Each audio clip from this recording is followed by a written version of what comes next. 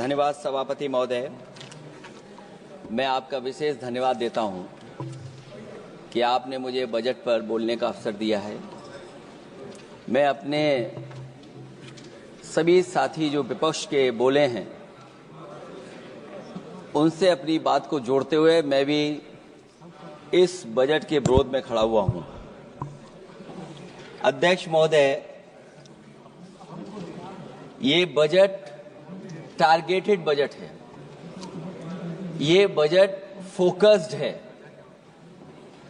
ये targeted focused उन लोगों के लिए है जो बहुत संपन्न हैं, बड़े लोग हैं, उद्योगपति हैं, उनके लिए ये बजट बना हुआ है। और जो बात कही जा रही है कि भारत को विकसित राष्ट्र बनाने के लिए मुझे इसमें कोई रोड मैप नहीं दिखाई देता है। और रोड मैप इसलिए नहीं दिखाई देता अध्यक्ष महोदय कि जैसे ही बजट आया, सभापति महोदय, जैसे ही बजट आया हम लोगों ने वो तस्वीरें देखी हैं। वो जो तस्वीरों में दिख रहा है, इधर हाथों में हथकड़ी और पैरों में बेड़ियां,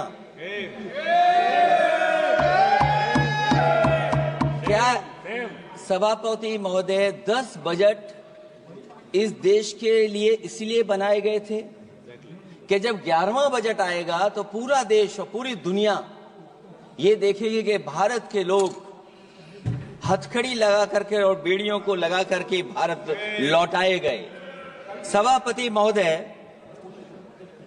मैं आपके माध्यम से ये बात कहना चाहता हूं कि अमेरिका जा रहे हैं तो पिछली बार हीरा लेकर के गए थे, इस बार सोने की जंजीर ले जाइएगा। जंजीर देखकर शायद उन्हें कोई और जंजीर याद आ जाए। और हो सभापति महोदय, हो सके तो कुछ बच्चे और महिलाओं को अपने साथ तो नहीं, किसी और जहाज में साथ लेते आएगा। वो जहाज भी तो भारत का ही होगा।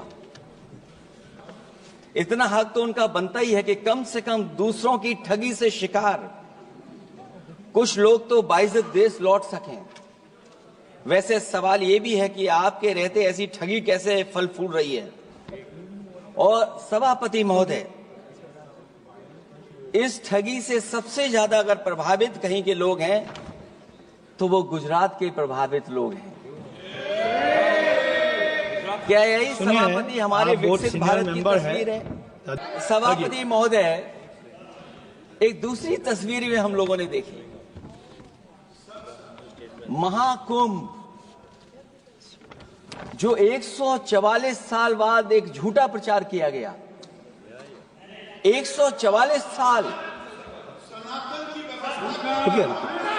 सभापति महोदय, ऐसा लग रहा है विकसित भारत की जो दूसरी तस्वीर देखी जी, वो तस्वीर न केवल हम लोगों को दुख पहुंचाती है बल्कि तमाम वो सनातन को स्वीकार करने वाले लोग, उनको दुख पहुंचाया होगा। सभापति महोदय, अगर लोग तकलीफ में रहे, परेशानी में रहे, और ये पहली बार हुआ होगा ऐसा कि लोग 300 किलोमीटर के जाम में फंस गए। न केवल एक मुख्यमंत्री सभापति महोदय, उन्हें 2-2 मुख्यमंत्रियों को लगाना पड़ा कि कैसे जाम रुक जाए। सभापति, इसके साथ साथ इन्हीं के संगठन के लोगों को जब लगा कि वो व्यवस्था नहीं बना सकते तो इतने दिनों बाद इनके संगठन के लोगों की अपील है कि भारतीय जनता पार्टी के कार्यकर्ता बाहर आए और लोगों को सुविधा दें, परेशानी दें। ये बात तब सभापति आई है जब लोग दुख, तकलीफ, परेशानी की वजह से इनके खिलाफ चिल्लाने लगे, इनके खिलाफ बोलने लगे। सभापति महोदय, मैं ये पूछना चाहता हूं, जिस स्नान के लिए प्रधानमंत्री गए हो, देश के राष्ट्रपति गए हो, उपराष्ट्रपति गए हो, मंत्री गए हो, क्या यही विकसित भारत की तस्वीर होगी जिसमें आप ट्रैफिक मैनेज नहीं कर पा रहे हैं? आप हर शहर में ये कहा गया कि कोई शहर से निकले नहीं, सब के सब वहीं पर रुक जाएं, आगे नहीं जा सकते हैं, दर्शन नहीं कर सकते हैं। अगर ये सच्चाई नहीं है, सभापति महोदय, सब बॉर्डर सील हुए हैं, जितना भारत के लोग सब बॉर्डर सील हुए हैं, और फिर चांद पर पहुंचने का क्या फायदा जब जमीन की समस्याएं न दिखती हों आपको, जमीन की समस्याएं न दिखती हों। और सभापति महोदय, मैं सरकार से जानना चाहता हूं वो ड्रोन कहां हैं? वो जो डिजिटल इंडिया की बात कही गई थी, वो कहां है?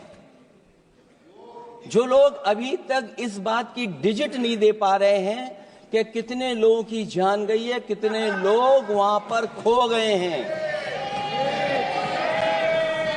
सभापति महोदय, जो बजट दिया है,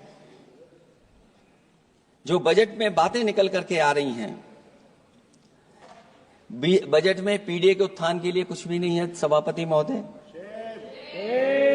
और जो लोग अपनी जीडीपी की न जाने कितनी कहानियां बताते थे, आज वो जीडीपी रेट क्यों कम होता चला जा रहा है? क्यों जीडीपी 6.4% के आसपास पहुंच गई है? न केवल जीडीपी, बल्कि आज अगर हम 87 रुपए लेकर के ही $1 ले सकते हैं। कभी डॉलर को नीचे गिरने की कहानी कहीं किसी से जोड़ दी गई थी।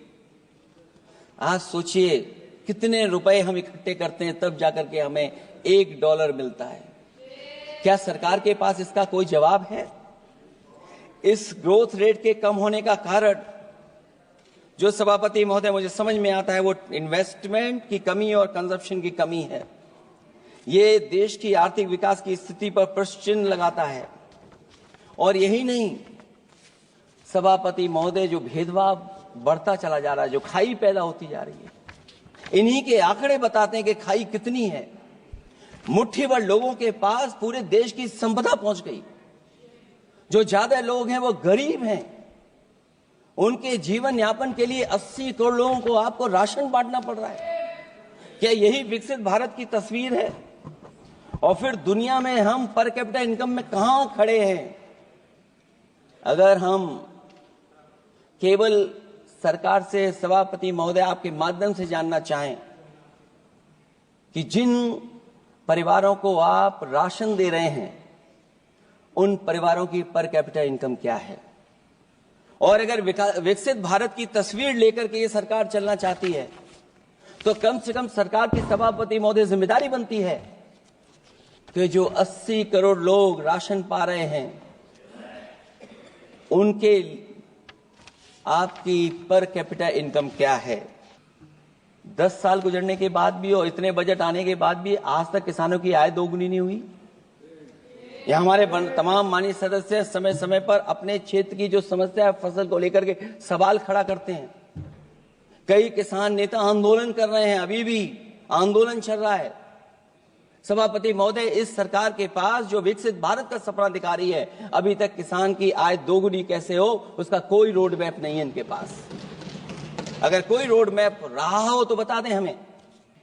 मुझे पूरा भरोसा है कि हमारे देश के किसानों का भी कर्ज माफ होना चाहिए, उनको कर्ज से मुक्ति दिलाना चाहिए। हमारे माननीय सदस्यों ने, बहुतों ने कहा है, जीएसटी को लेकर के न जाने क्या क्या सरकार बनाती है और जीएसटी से लगातार व्यापारियों को उलझा रही है। जब तक जीएसटी के बारे में व्यापारी समझ पाता है, तब तक जीएसटी को बदल देते हैं, तरीका बदल देते हैं। अभी भी किसानों के जितने भी इक्विपमेंट हैं, उनमें 18-12% जीएसटी लिया जा रहा है। कम से कम अगर विकसित भारत का सपना ये सरकार देख रही है, तो सभी के सभी एग्रीकल्चर इक्विपमेंट जो हमारा किसान इस्तेमाल करता है, उसमें 0 जीएसटी होनी चाहिए। एक समय ऐसा भी था जब लोग बजट के आने पर खुश होते थे, क्योंकि बजट नई उम्मीद जगाता था, देश और जनता को आगे की ओर ले जाता था। लेकिन भाजपा सरकार के बजट में न देश के विकास के लिए कुछ होता है, न जनता की तरक्की के लिए। बजट मायूसी लेकर नहीं आना चाहिए। बजट देश का आर्थिक मानचित्र होता है। वो दर्शाता है कि किस तरह पूरे देश का संतुलित मतलब हर राज्य का बराबर विकास हो, और जो भी राज्य या क्षेत्र भौगोलिक, शैक्षिक, सामाजिक, राजनीतिक कारणों से पिछड़ गया है उसके लिए कैसे प्रावधान किए जाएं जो वो भी मुख्य धारा से जुड़ सके। वर्तमान में बैलेंस डेवलपमेंट की नीति पिछड़ती जा रही है। मैंने कई मौकों पर कहा है और आज फिर दोहरा रहा हूं कि अध्यक्ष महोदय, सच्चा विकास वही होता है जो भेदभाव मिटाता है। अच्छा बजट किसी देश को हर दिशा में विकास का रास्ता तैयार करता है।